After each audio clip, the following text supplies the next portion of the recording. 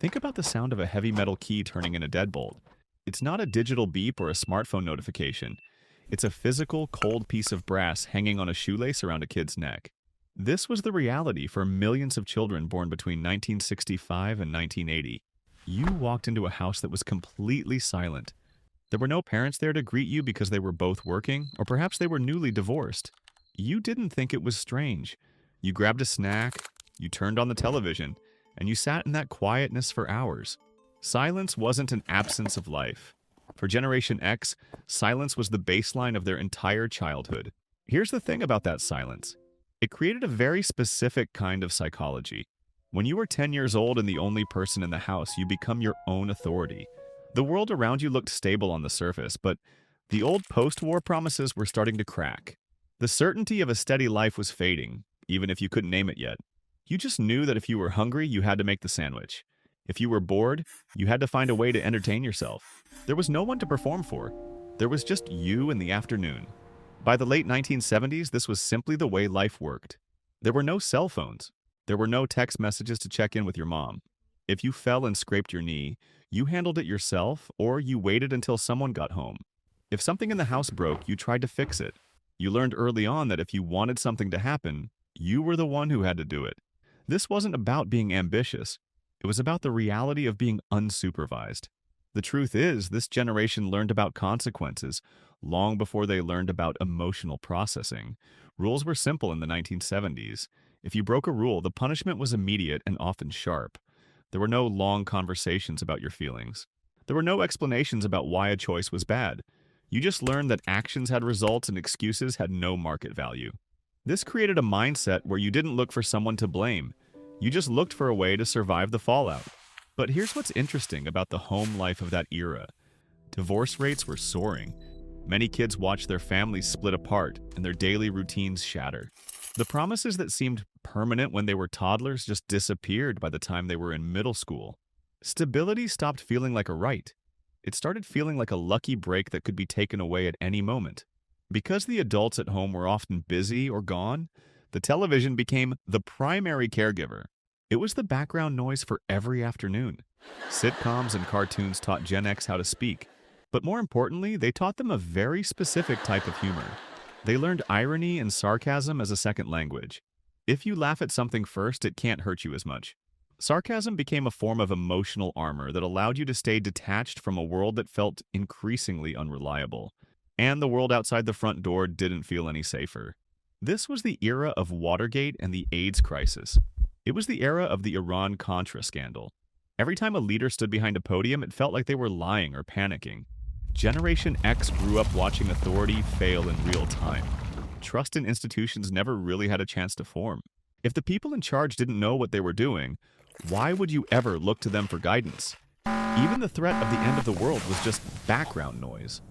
Think about the duck and cover drills in school.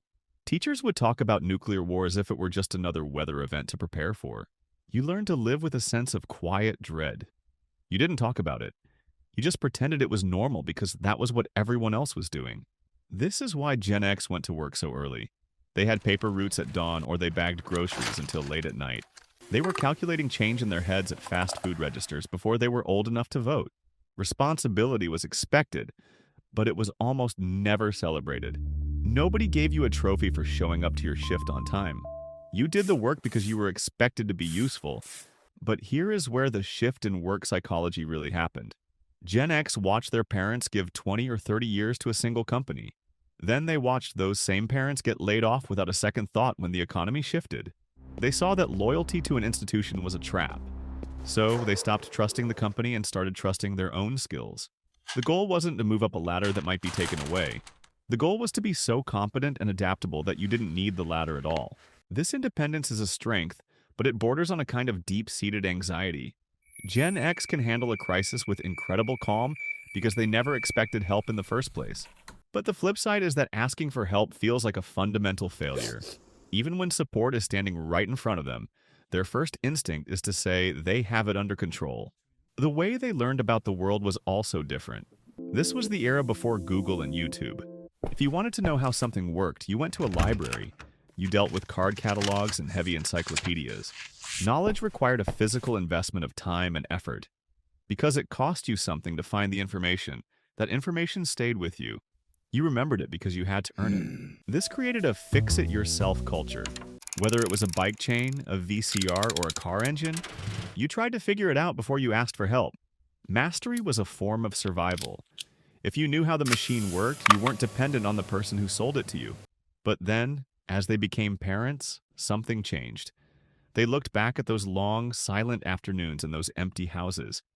They decided to give their own children the exact opposite experience.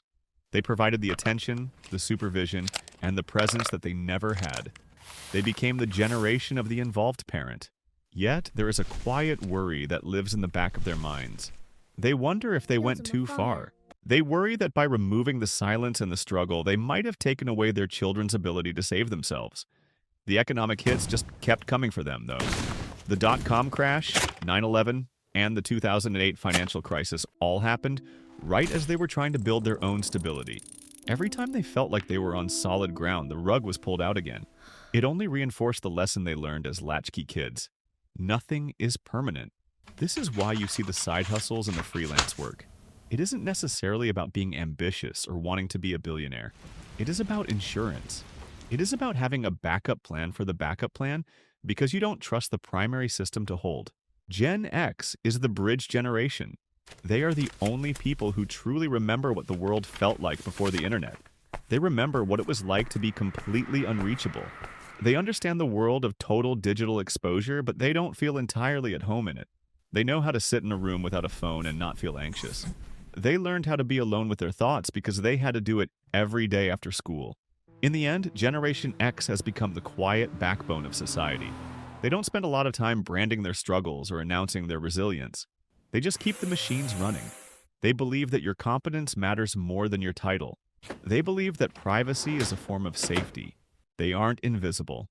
They are just uninterested in the spotlight.